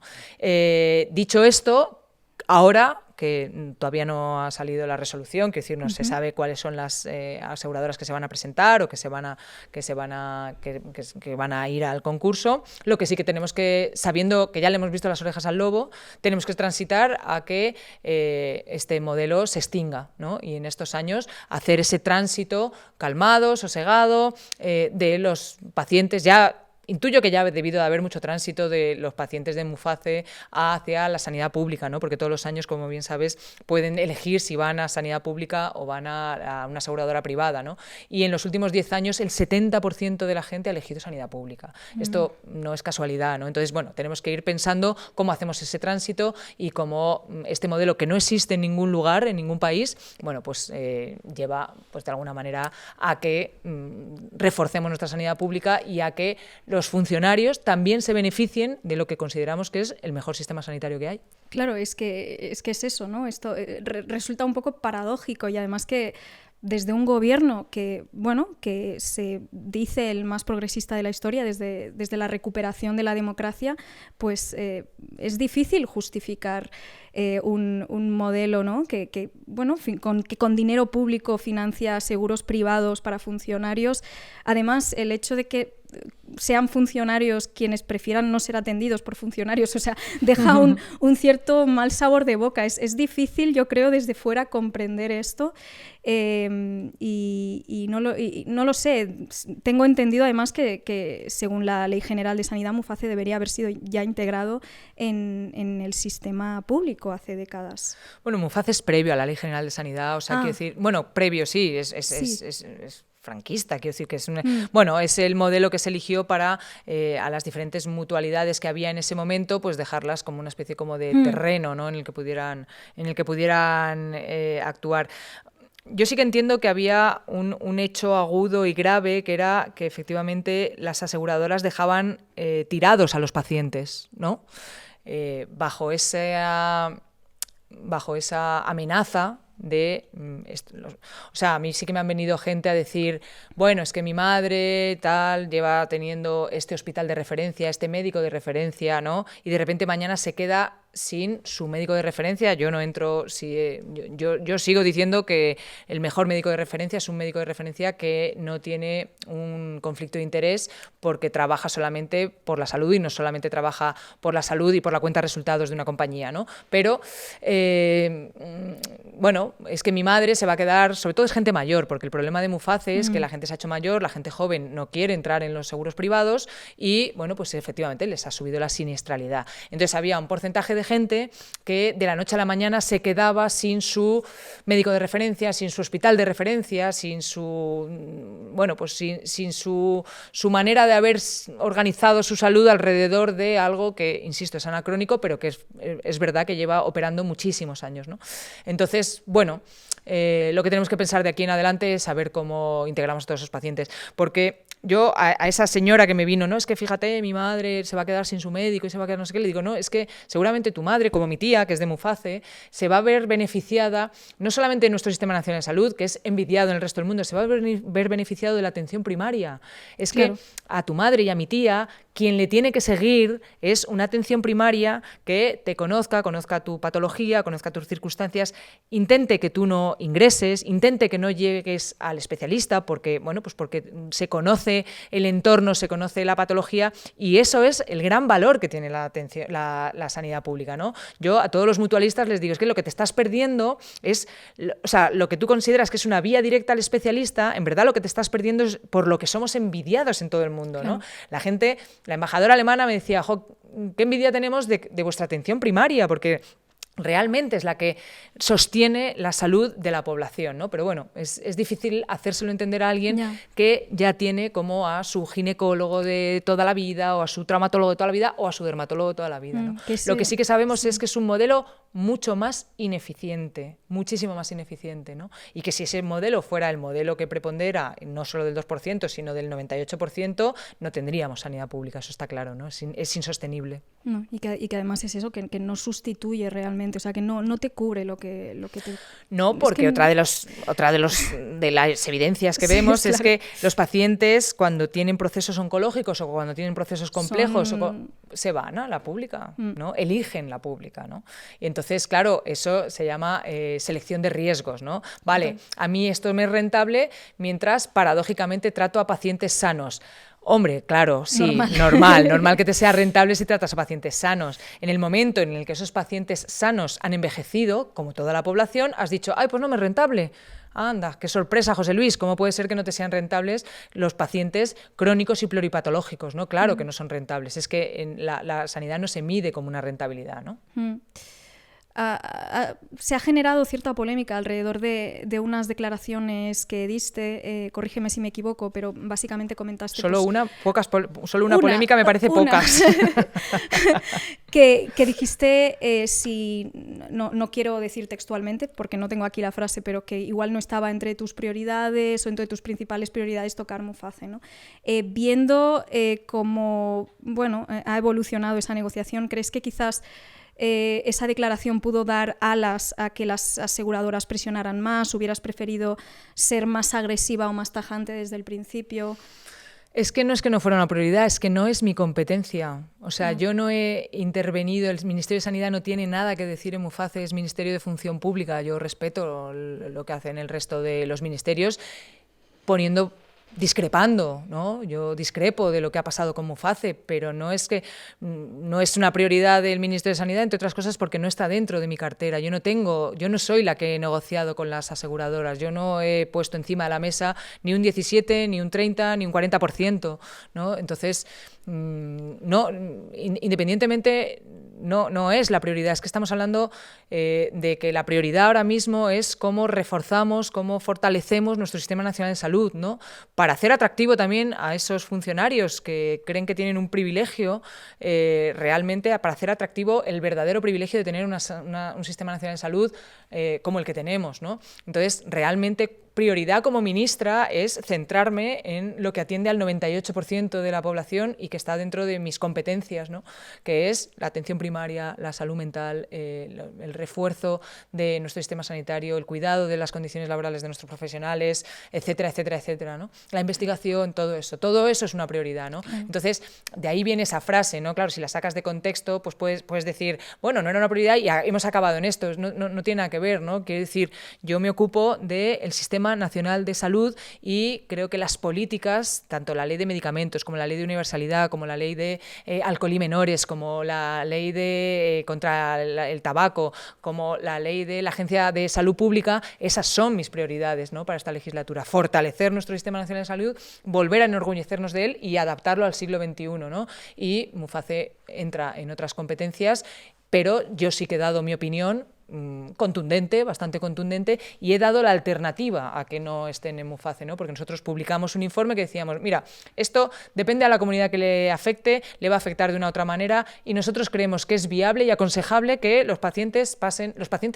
la población pase a este régimen general, porque para nosotros no lo debilita, al revés, lo fortalece, ¿no? Necesitamos que todo el mundo sea consciente de la joya que tenemos y que también sea consciente de sus debilidades para que peleen para solventarlas, claro. Claro, o sea, hay que hacer entender a la gente que precisamente esos atajos que a corto plazo pueden hacer que les sea más cómodo porque hay menos listas de espera y tal, a largo plazo lo que está haciendo precisamente es precarizar el sistema público. Y porque es perverso, ¿no? Porque eso se alimenta de que hay listas de espera en la pública, ¿no? Claro, o sea, tú al final te sacas un seguro privado, sacas un seguro privado, el crecimiento de los seguros privados tiene que ver, pues eso, con un deterioro de algunos elementos de la pública. Ahora bien, cuando tienes algo grave, yo creo que nadie duda dónde tiene que ir, ¿no? Cuando tienes un proceso grave, cuando tienes un trasplante, un proceso oncológico, claro, un proceso, ¿cómo decirlo?, donde es la sanidad pública la que tiene la excelencia,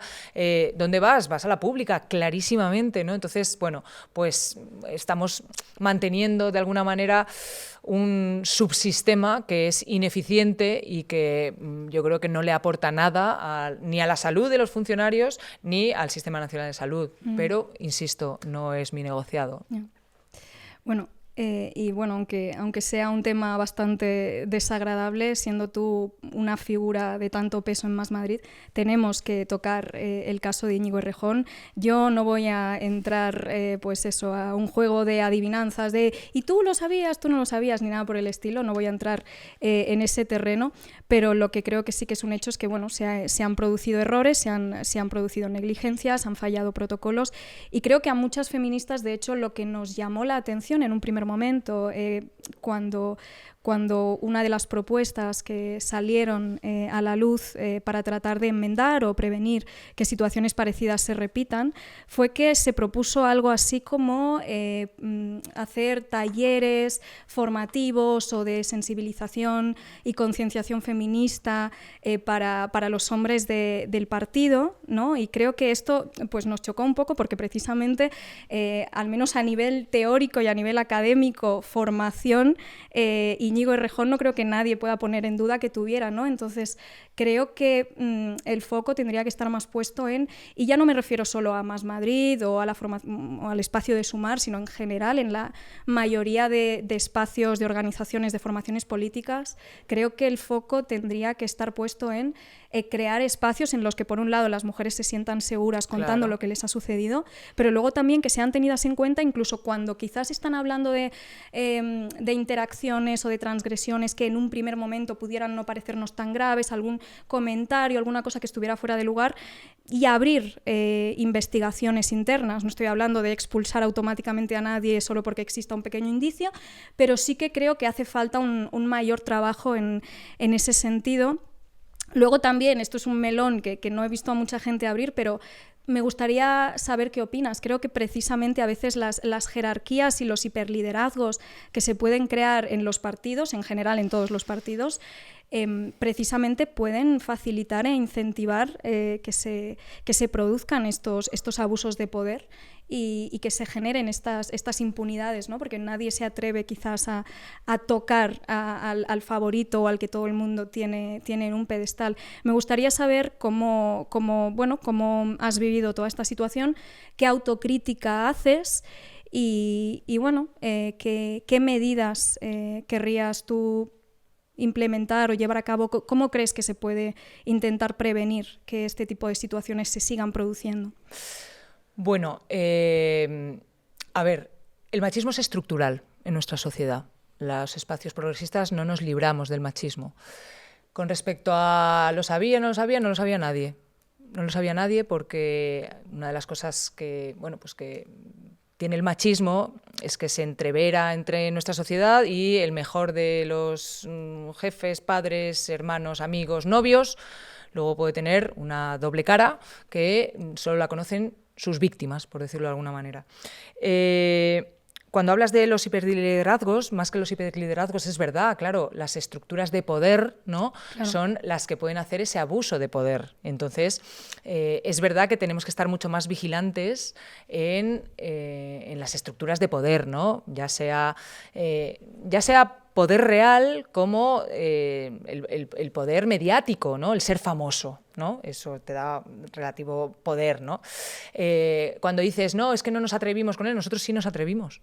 Nosotros hemos hecho cosas mal, ¿vale? Pero hemos hecho algunas cosas muy bien, ¿vale? Era uno de los cabezas visibles más importantes de nuestra organización y nosotros le pedimos el acta y le dijimos, asumimos el coste de todas las características que tiene esto, ¿vale?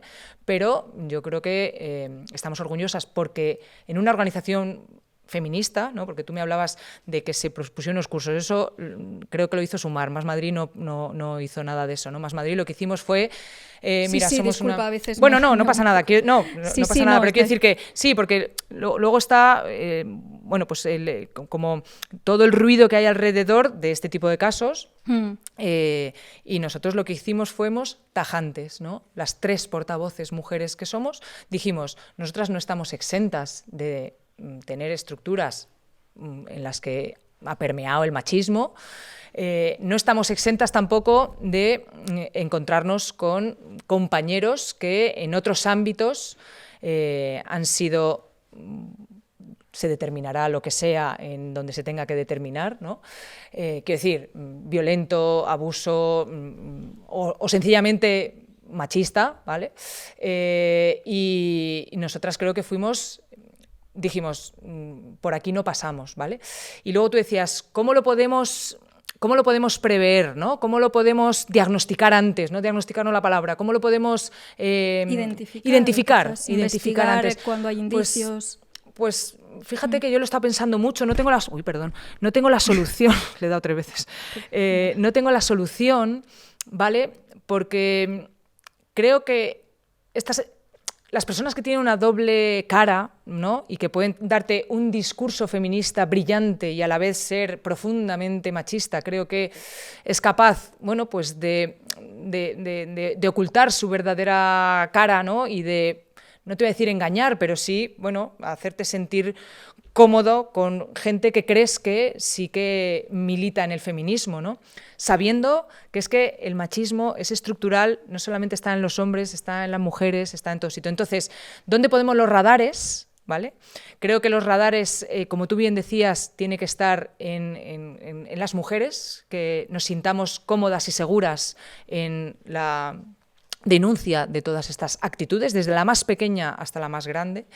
Lamentablemente ahora las denuncias anónimas creo que es el único lugar seguro que tenemos las mujeres. Digo porque, visto también lo que ha pasado con el juez cuando estuvo preguntando a Elisa Moilià, todo esto, bueno, eso es el encontrarnos con este tipo de actitudes machistas también en la judicatura, pues es disuasorio también, claro. Es disuasorio. Entonces, ¿Cómo encontramos espacios donde podamos denunciar, donde seamos creídas, donde seamos apoyadas, donde estemos seguras, ¿no? Ahora mismo, ¿no? Todo este debate de las denuncias anónimas o no denuncias anónimas, creo que el lugar seguro hay un lugar seguro y el resto de lugares, tanto el social, el mediático y el judicial, pues ahora mismo no son lugares seguros, ¿no? Entonces, bueno, creo que la visibilización, la denuncia, el poner pie en pared y decir por aquí no paso, la denuncia de que estamos hartas de la normalización de determinadas actitudes, ¿no? Y que no vamos a pasar por determinadas actitudes que hasta hace nada eran normales y eran consideradas como banales, ¿no? Bueno, pues no sé, se propasó un poquito un día, no sé qué, o bueno, estaba borracho, ¿no? Con estos supuestos atenuantes que hay, ¿no? Yo creo que esa ahora mismo es una de las mayores herramientas y sobre la que tenemos que profundizar, pero no tengo la solución. Yo he intentado echar marcha atrás, qué podíamos haber hecho antes, y podíamos haber hecho muchas cosas, y también es verdad que es muy difícil desenmascarar al machismo estructural que hay en nuestra sociedad, ¿no? Se ha dicho también en este sentido que no se investigó suficiente todo lo que pasó alrededor de ese hilo que surgió en Twitter y demás. Es verdad que surgió en un periodo preelectoral, que desde incluso el diario.es intentaron contactar con la persona que lo escribió y no hubo manera. ¿Crees que, sin embargo, tendría que haber levantado más alarmas y se podría haber hecho algo más, o crees que bueno, que no lo sé, ¿cómo lo enfocas tú? Bueno, como bien decías del diario.es o de otros muchos periodistas, no fuimos capaces de llegar a las certezas, ¿no? Pasamos de las sospechas a las certezas.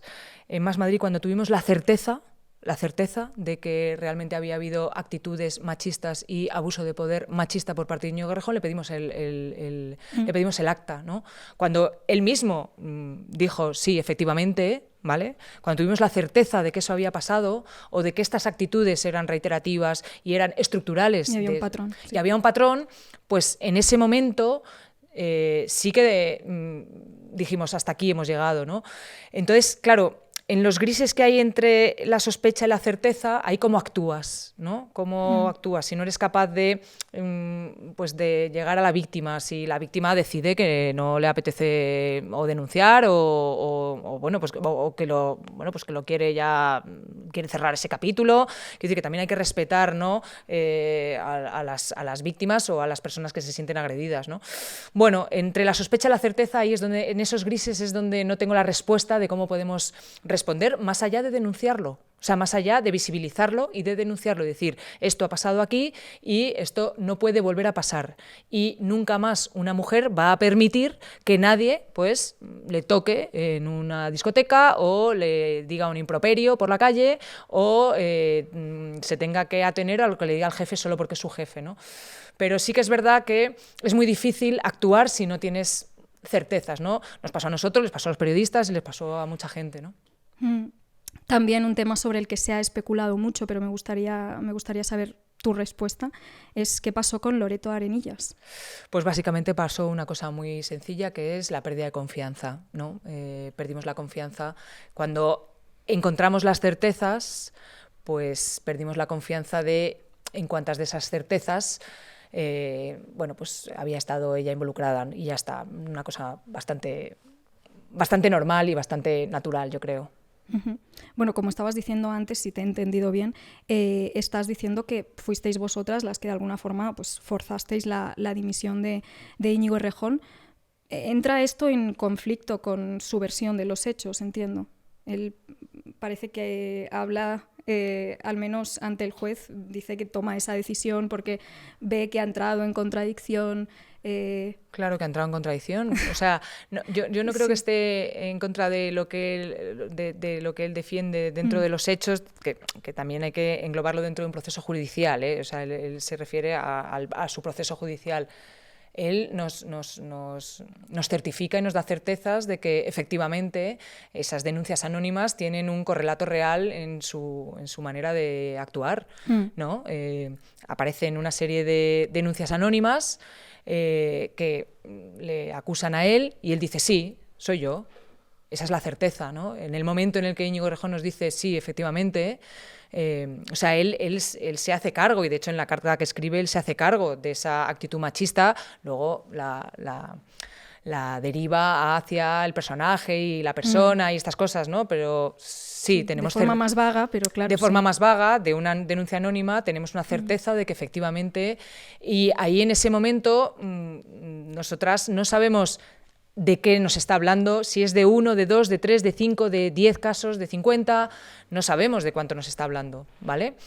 Y ahí, pero independientemente, con solo un caso, con solo una denuncia anónima, nosotras tomamos la decisión de tienes que dejar el acta y, lo siento mucho, pero tú no puedes representar políticamente un espacio, hacía ya tiempo que ya estaba desvinculado de Más Madrid, pero da igual, no puedes representar un espacio en el que nos consideramos firmemente y orgullosamente feministas y ya está, no hubo más conversación, ¿no? ¿Creéis que ha tenido un impacto en Más Madrid e incluso en Sumar? Evidentemente un impacto lo ha tenido, pero ¿hasta qué punto creéis que ha podido tener un impacto y que podría también haber, ¿cómo decirlo?, minado la confianza de vuestro electorado en esta formación? ¿Creéis que se va a traducir a nivel electoral en una bajada de votos?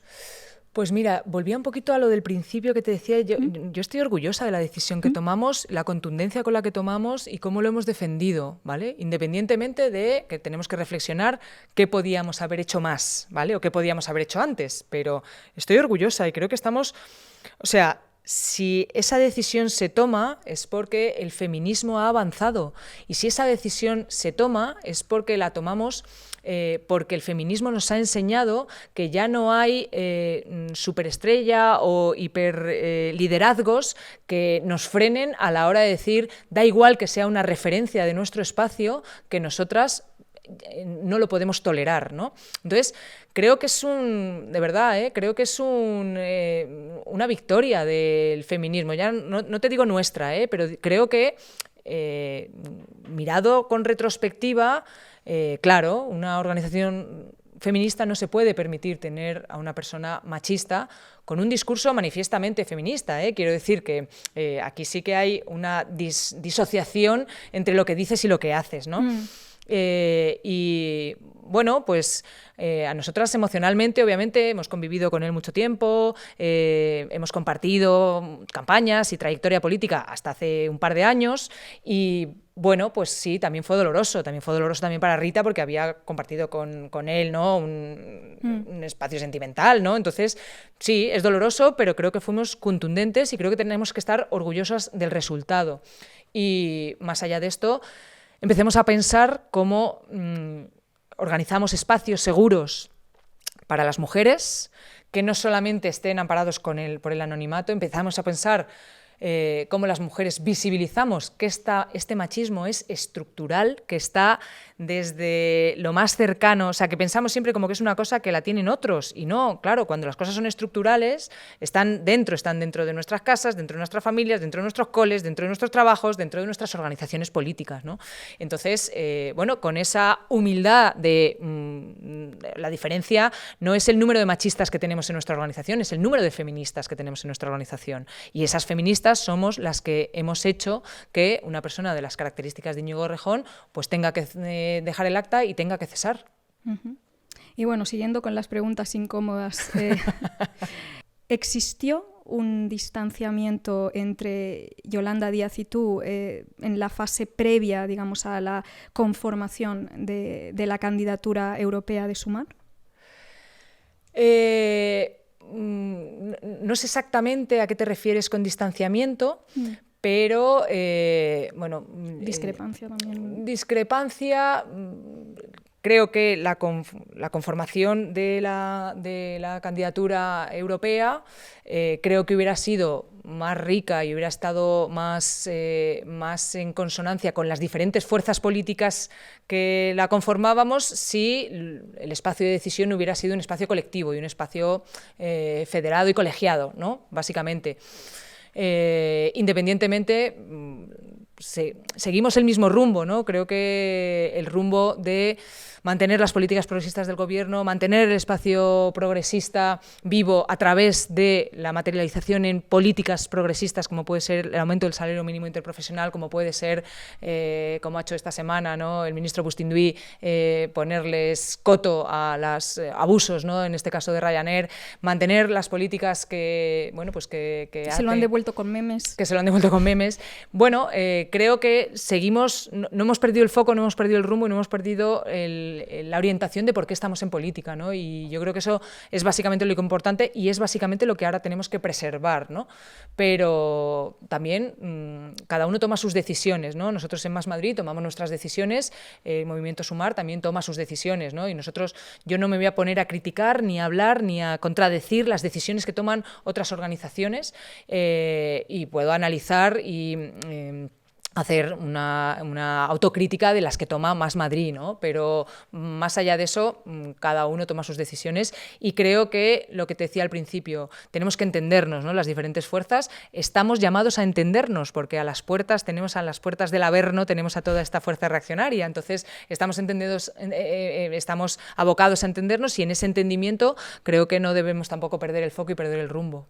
Poniendo la mirada un poco más en el futuro, cuando termine tu etapa como ministra de Sanidad, ¿volverás a la sanidad pública o a la política madrileña? ¿Podrías ser candidata de nuevo en Madrid?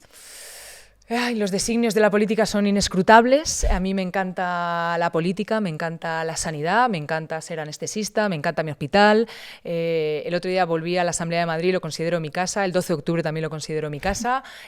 Ahora estoy súper centrada, ultra centrada en un reto que me parece maravilloso y yo como activista efectivamente de la sanidad pública y militante de la sanidad pública quiero vivirlo en toda su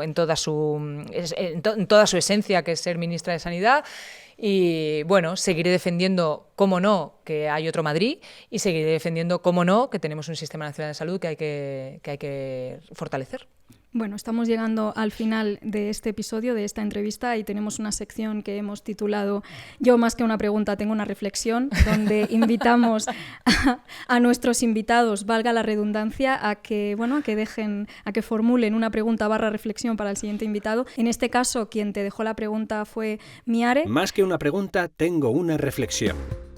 Le preguntaría que más que cuáles son las medidas o las propuestas que pueden aportar para mejorar sobre todo el sistema de salud en lo que se refiere a la salud mental de la gente, público obviamente, le preguntaría si cree pero sinceramente, si cree que se pueden llegar a hacer efectivas esas medidas. Porque una cosa es el ideal que todos perseguimos y otra cosa es qué hacemos para que ese ideal se pueda cumplir. Bueno, me encanta de la pregunta la parte de sinceramente. Es pues algo que no se nos presupone a los políticos.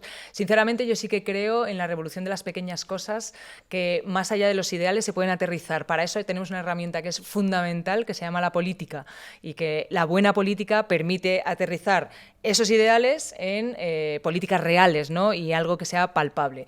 Estamos en ello. Decía Freud que había 3 profesiones que eran imposibles. Una era la sanidad, otra la educación y otra la política. Nunca llegaremos al 100%, pero esperemos materializar muchos de los ideales en lo que a protección de salud se refiere.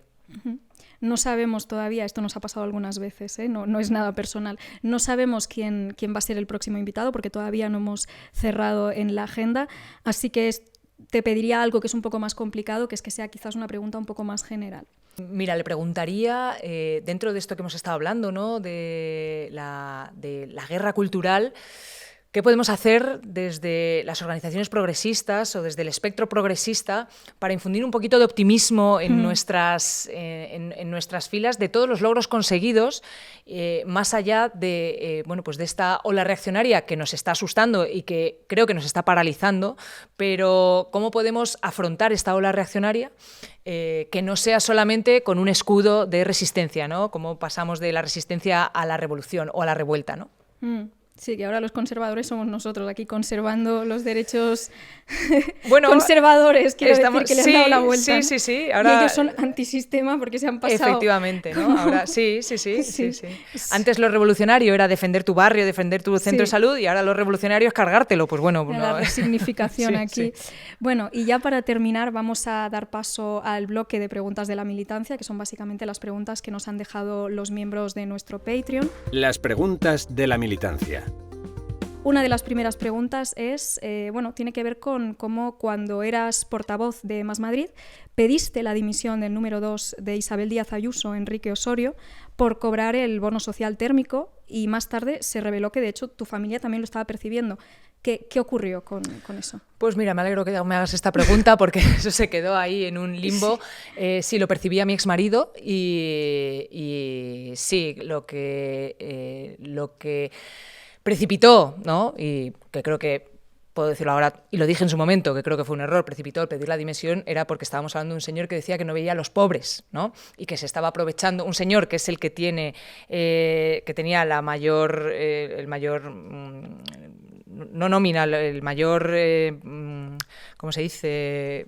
El presupuesto, el patrimonio, perdona, que no me salía la palabra.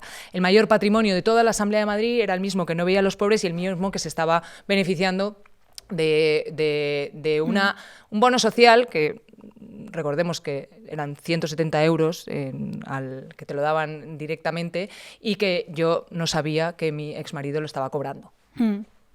Claro, hubo también mucho, ha habido mucho meme o como mucho comentario al respecto, ¿no?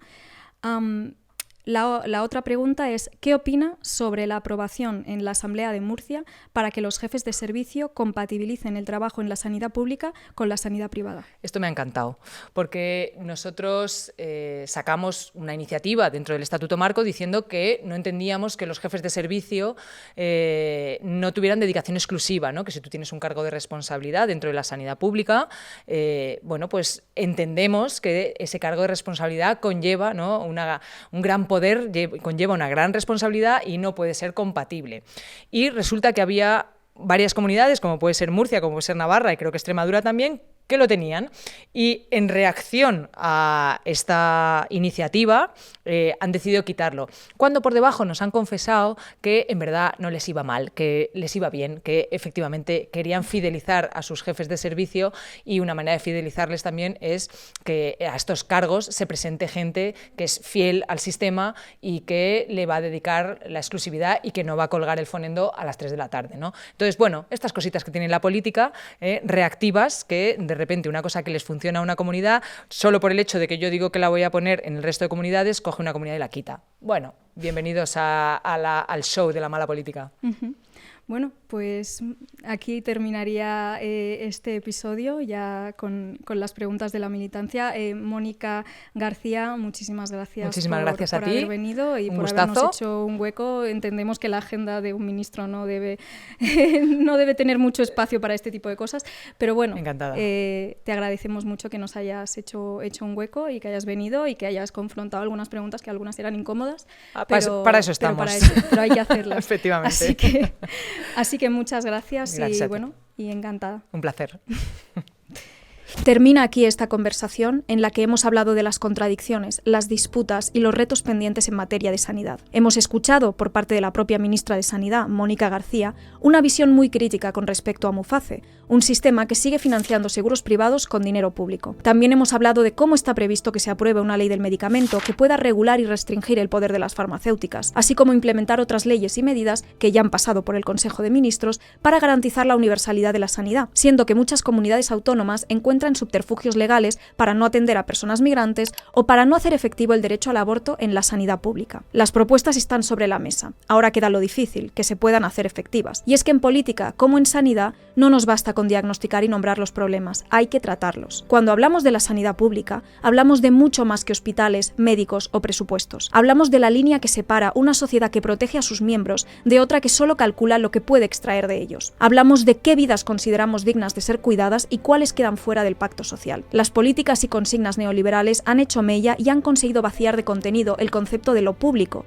reduciéndolo a un servicio de beneficencia para quienes no puedan permitirse algo mejor. Dentro de ese marco, la salud deja de ser un derecho universal para convertirse en un bien de consumo. Si puedes pagarlo, recibirás una atención más rápida y personalizada, siempre y cuando no tengas una dolencia verdaderamente grave. Si no, acabarás atrapado en listas de espera interminables o en una consulta sobresaturada con un médico que apenas dispone de 5 minutos para escucharte y atenderte. Y esto no es una mera cuestión de gestión o de eficiencia. La privatización de la sanidad no es una consecuencia inevitable, sino una decisión política. Los protocolos de las residencias en Madrid, que condenaron a miles de mayores a morir sin atención médica, fueron solo un síntoma de algo más profundo, la legitimación de una lógica que mide la vida en términos de rentabilidad. La ultraderecha, pero también sectores supuestamente moderados, han conseguido instalar la idea de que hay personas desechables, que los recursos no pueden desperdiciarse en quienes no producen, que la sanidad no puede sostenerse si tiene que atender a los de fuera, que garantizar derechos a todos es un lujo que no podemos permitirnos. Por eso, no se trata solamente de blindar el derecho a la salud con leyes que impidan su desmantelamiento progresivo. Se trata de desmontar un relato que está calando cada vez más hondo, de reivindicar la idea de lo público como un espacio de cuidado colectivo y de defender que la dignidad de una sociedad se mide en función de cómo trata a quienes más la necesitan. Y ya para terminar, recordaros una vez más que No Obstante es un podcast autónomo y autofinanciado, que hemos estado amortizando los gastos del proyecto, de los materiales, del local, gracias a los anuncios de YouTube y ahora también de Spotify, pero que tenemos que sacar adelante sin percibir ningún tipo de remuneración económica. Así que si queréis ayudarnos a poder dedicarnos en cuerpo y alma a esto, además de dar like y compartir este vídeo, también podéis colaborar a partir de solo €1 al mes en apoya.furor.tv y obtener beneficios como acceso anticipado a todos estos episodios, acceso a episodios completos sin anuncios y la posibilidad de hacer preguntas a nuestros invitados. Y ahora sí, hasta la próxima.